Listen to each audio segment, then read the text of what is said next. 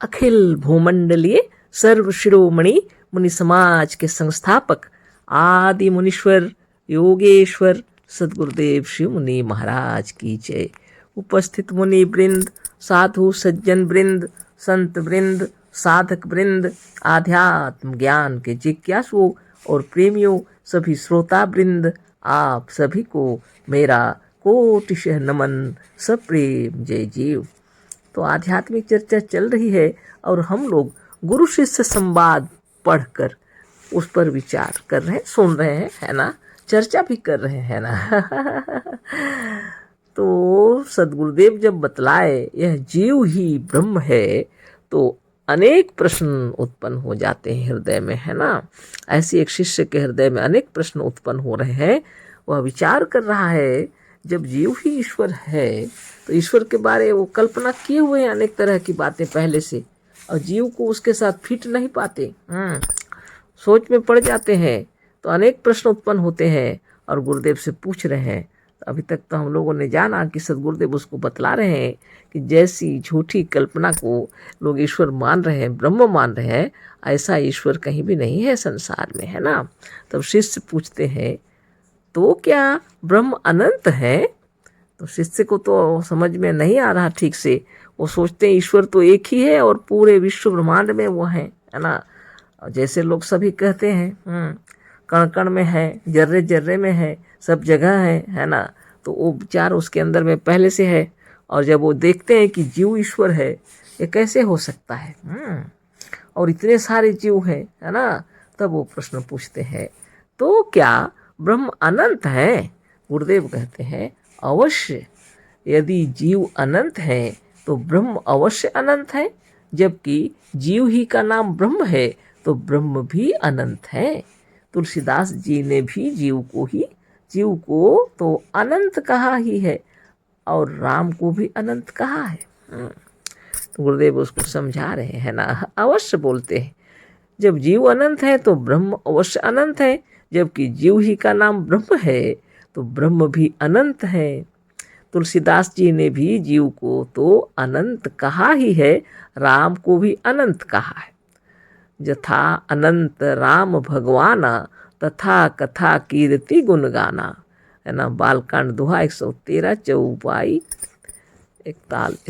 4 है ना। तो बड़ी चित्र बात हो गई। आगे बोलते हैं राम अनंत अनंत गुण अमित कथा विस्तार, बालकांड दोहा 33, है ना। तो इस तरह से उसको समझा रहे हैं। देखिए कहते हैं रामायण में भी तुलसीदास जी ने, है ना, जीव को तो अनंत कहा ही है, राम को भी अनंत कहा है। यथा अनंत राम भगवाना तथा कथा कीर्ति गुण गाना, है ना। बालकांड दोहा 113 चौपाई 4 देख लीजिए, कहते हैं।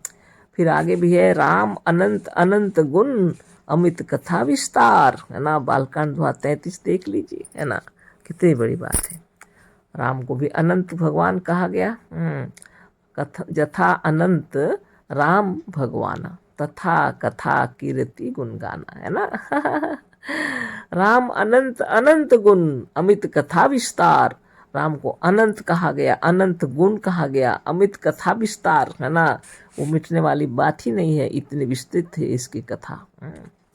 बताइए, स्वामी दयानंद ने भी जीव को अनेक माना ही है, ब्रह्म को भी अनंत कहा है। जब जीव ही का नाम ब्रह्म है तो ब्रह्म तो अनंत है ही। और स्वामी दयानंद ने भी जीव को अनेक माना ही है, ब्रह्म को भी अनंत कहा है। जब जीव ही का नाम ब्रह्म है तो ब्रह्म तो अनंत है ही। तो शिष्य को ऐसे समझाते हैं क्योंकि जीव जब अनेक है, अनंत है, तो ब्रह्म भी अनंत है ना। अब देखते हैं आगे क्या कह रहे हैं शिष्य। तो शिष्य अब विचार करते हैं। अनेक विचार उत्पन्न होते हैं और प्रश्न फिर से पूछ रहे हैं तो क्या आप अद्वैतवाद नहीं मानते? आपका तो यह अद्वैतवाद और चौथवाद भी नहीं, अनंतवाद है। बड़ी विचित्र बात है। बोलते हैं अब तक तो जीव, ईश्वर और प्रकृति, परमाणु इन तीनों से अधिक कोई नहीं मानता था, आप तो सब अनंत मानने लगे। शिष्य पूछ रहे हैं, तो क्या आप अद्वैतवाद नहीं मानते? आपका तो यह द्वैतवाद क्या, चौथवाद क्या, अनंतवाद है बोलते हैं।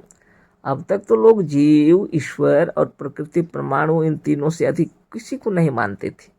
आप तो अब अनंत मानने लगे सबको। बड़ी विचित्र बात हो गई बोलते हैं। तो गुरुदेव कहते हैं, हमने यह सिद्ध किया है कि ईश्वर का तो अभाव है और संसार जीव के समष्टि की कल्पना है। केवल एक जीव ही है जिसका अस्तित्व है, अतः यह सिद्धांत जीवाद्वैत है। एक जीव ही है और दूसरा कोई नहीं, पर इसका भी यह मतलब नहीं है कि संख्या में भी एक ही जीव है। त्रैतवादी भी जीव को ही प्रकृति, परमाणु को अनंत मानते हैं। त्रैतवादी भी जीव को और प्रकृति, परमाणु को अनंत मानते हैं। जैसे किसी ने कहा कि उस घर में केवल पशु और मनुष्य हैं, पक्षी नहीं। इसका यह मतलब नहीं कि इस घर में एक ही मनुष्य और एक ही पक्षी है। कई कई बार ये प्रश्न बताते समय गुरुदेव ये बात बता रहे हैं, लेकिन शिष्य को समझ में नहीं आती है ना। बहुत बड़ी बात है। तो गुरुदेव कहते हैं, जब वो बतलाते हैं कि आप क्या अद्वैतवादी नहीं है, आप क्या द्वैतवाद, त्रैतवाद, क्या अनंतवाद, चौथवाद, क्या अनंतवाद हो गया। लोग तो आज तक तो जीव, ईश्वर और प्रकृति, परमाणु, इन तीनों से अधिक कोई किसी को नहीं मानते थे। आप तो अब क्या बताने लगे, अब अनंत मानने लगे।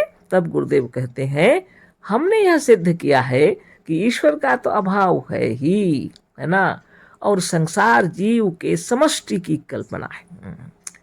गुरुदेव बतलाते हैं, इतनी बार में उनको भी समझ में आ जाना था, लेकिन फिर भी गुरुदेव बतला रहे हैं, ये जीव जितने हैं सभी ब्रह्म है वास्तव में, क्योंकि इसी की कल्पना से, इसी समष्टि की कल्पना से संसार भाषित हो रहा।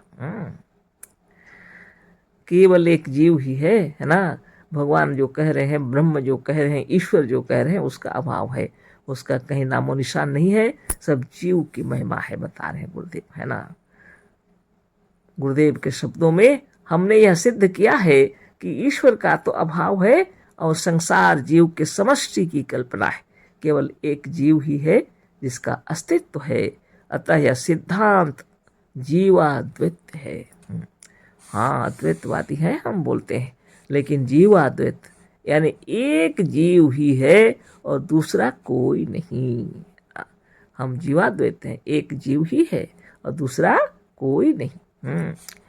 पर इसका भी यह मतलब नहीं है कि संख्या में भी एक ही जीव है। पर मेरा कहने का मतलब यह भी नहीं है कि संख्या में भी एक ही जीव है ना। अनेक जीव हैं, पर जीव श्रेष्ठ है, यही बता रहे हैं सद्गुरुदेव, है ना। पर इसका भी यह मतलब नहीं है कि संख्या में भी एक ही जीव है। त्रैतवादी भी जीव को और प्रकृति, परमाणु को अनंत मानते हैं। जो त्रैतवादी हैं वह जीव को भी, प्रकृति, परमाणु को भी अनंत मानते हैं। यानी ईश्वर, जीव और प्रकृति तीनों को जो मानते हैं उसको त्रैतवादी कहते हैं, है ना। अनंत मानते हैं। जैसे किसी ने कहा कि उस घर में केवल पशु और मनुष्य है, पक्षी नहीं। इसका यह मतलब नहीं कि उस घर में एक ही मनुष्य और एक ही पक्षी है। इस तरह से समझा रहे हैं सद्गुरुदेव, है ना। शिष्य बोलते हैं, मजहबी लोग तो अखंड रूप से ब्रह्म को व्यापक मानते हैं, तो क्या आप भी आत्मा को अखंड रूप से सर्वव्यापक मानते हैं? तो उलझा हुआ है शिष्य का मस्तक, है ना। सभी का उलझा हुआ रहेगा। जब अचानक सुनेंगे कि ईश्वर क्या है, न यही जीव ही ईश्वर है, तो मस्तक तो इधर उधर सोचने में, है ना, विचलित हो जाएगा मन, है ना। वो सोच में पड़ गए, जीव कैसे ईश्वर हो सकता है। इसीलिए प्रश्न पूछ रहे हैं, हर तरह से पूछ रहे हैं कि जीव तो फिट ही नहीं बैठ रहा। उनके मस्तिष्क के कल्पनाओं में जो ईश्वर की कल्पना है उसके साथ जीव फिट ही नहीं बैठता। कहीं सोचते हैं, कहीं क्या कैसे हो रहा है ऐसा, है ना। इसलिए फिर प्रश्न पूछते हैं, मजहबी लोग तो अखंड रूप से ब्रह्म को व्यापक मानते हैं, तो क्या आप भी आत्मा को अखंड रूप से सर्वव्यापक मानते हैं? अब ये प्रश्न उसी तरह की बातें हो रही हैं। गुरु, नहीं, अखंड रूप से आत्मा क्या, ब्रह्म भी सर्वव्यापक कोई चेतन नहीं है ना। बहुत बड़ी बात हो गई। गुरुदेव बोलते हैं कि नहीं, अखंड रूप से आत्मा क्या, ब्रह्म भी सर्वव्यापक क्या, कोई भी चेतन सर्वव्यापक नहीं हो सकता। यदि अखंड रूप से संसार में कोई चेतन क्या चेतन व्यापक होता तो संसार में चेतन शरीर की तरह सब चेतन होते, कोई जड़ नहीं होता। बहुत साफ साफ बता रहे हैं गुरुदेव, देखो बोलते हैं ऐसा कभी नहीं हो सकता। अखंड रूप से आत्मा क्या, ब्रह्म भी सर्वव्यापक नहीं है, कोई चेतन नहीं हो सकता सर्वव्यापक। यदि अखंड रूप से संसार में कोई चेतन व्यापक होता तो संसार में चेतन शरीर की तरह सब चेतन होते। हमारे शरीर में, आपके शरीर में जैसे ब्रह्म व्याप रहा है, उसी तरह का ब्रह्म अगर सकल विश्व में व्याप रहा होता, व्यापक होता, तो संसार में कोई मृत होता ही नहीं। हमारे शरीर जैसा चेतन हो जाता सारा विश्व ब्रह्मांड, कोई जड़ नहीं होता। जैसे चेतन जीव के व्यापक होने से जड़ तत्वों का बना शरीर चेतन हो जाता है, उसी तरह से यदि चेतन ब्रह्म सब में अखंड रूप से व्यापक होता तो संसार में कोई जड़ या कोई तत्व जड़ ना होता, सब जीव की चेतन शरीर की तरह चेतन होते। इससे सुंदर उदाहरण और क्या देंगे। हम लोग का शरीर आकाश, अग्नि, जल, वायु और मिट्टी से बना हुआ है, उसको बता रहे हैं गुरुदेव कि देखो हमारे शरीर में जिस तरह आत्मा व्यापक है संपूर्ण शरीर में, अगर ऐसी चेतनता पूरे विश्व में, पूरे ब्रह्मांड में, सकल सृष्टि में व्यापक हो जाए तो हमारे शरीर की तरह चेतन हो जाएगा वह। पर ऐसा तो देखने में नहीं आता। एक आत्मा तो क्या है, ब्रह्म तो क्या, कोई भी चेतन सर्वव्यापक नहीं है, गुरुदेव बता रहे हैं ना। ऐसा हो ही नहीं सकता। ऐसा होता संसार में कोई जड़ तत्व तो नहीं होता। संसार में कोई जड़ या कोई तत्व जड़ ना होता, सब जीव के चेतन शरीर की तरह चेतन होते, गुरु के शब्दों में, है ना। आगे पढ़ते हैं, जीव का व्यक्तित्व तो अलग अलग है, जीव अनंत है, जीव एक देशी है। जैसे बताते हैं गुरुदेव, जीव का जो व्यक्तित्व है अलग अलग है, जीव अनंत है, जीव एक देशी है। जीव एक शरीर के अंदर रहता है, उसको एक देशी बोलते हैं, सर्वव्यापक नहीं है वह। जिस शरीर में, अपने शरीर के अंदर रोम रोम में व्याप रहा है, यह शरीर के अंदर ही है, बाहर नहीं है, है ना। अतः जीव जिस शरीर में रहता है वह चेतन रहता है, पर जीव के निकल जाने पर वही शरीर जड़ हो जाता है। गुरुदेव बता रहे हैं, शरीर में जीव के रहने से चेतनता बनी रहती है और शरीर से जीव के निकल जाने से शरीर जड़ हो जाता है। यदि मजहबी लोगों के कथन अनुसार ब्रह्म जो जड़ नहीं चेतन है, एक देशी नहीं सर्वदेशी है, या यदि अखंड रूप से सर्वव्यापक होता तो मुर्दा जड़ ना होता, क्योंकि सर्वदेशी और अखंड रूप से सर्वव्यापक ईश्वर तो जो सर्वदेशी है वह किसी स्थान को छोड़ नहीं सकता। अतः मुर्दा को जड़ नहीं होना चाहिए, क्योंकि उसमें से जीव, केवल जीव निकला है, ब्रह्म नहीं। जीव से भी बड़ा चेतन ब्रह्म या ईश्वर तो सर्वदेशी है, एक देशी नहीं। मजहबी ईश्वर तो अखंड रूप से सर्वव्यापक है। अतः जीव के निकल जाने पर भी किसी शरीर को जड़ नहीं होना चाहिए, क्योंकि मजहबी लोगों के अनुसार एक बड़ा चेतन ब्रह्म तो उसमें है ही, वह कहाँ आ जा सकता है। वह तो मजहबी लोगों के कथन अनुसार ही अखंड रूप से सब में एक रस व्यापक है। बड़ी विचित्र बात हो गई। शिष्य के समझ के भीतर तो आना चाहिए, थोड़ा थोड़ा देखें क्या होता है ना। आगे फिर कल चर्चा होगी, समय ज़्यादा हो गया तो इतना इसमें बता दिए गुरुदेव। अगर अखंड रूप से कोई चेतन व्यापक होता सकल विश्व में, तो आकाश, अग्नि, जल, वायु से बना यह शरीर जैसे संपूर्ण चेतन है, हमारे शरीर की तरह विश्व ब्रह्मांड भी चेतन हो जाता और जड़ और मुर्दा कहीं पर कोई दिखाई नहीं पड़ते, न शरीर में प्राण आता और जाता, ऐसा कभी होता। सभी व्यापक है तो व्याप रहा होता सब तरफ चेतन। इसलिए देखो, विचार करो बोलते हैं। तो कल हम लोग फिर चर्चा करेंगे आगे के प्रश्नों को, है ना। तो विचार करके देखिए आप भी, ऐसा सर्वव्यापक कोई ब्रह्म संसार में कहीं भी नहीं है।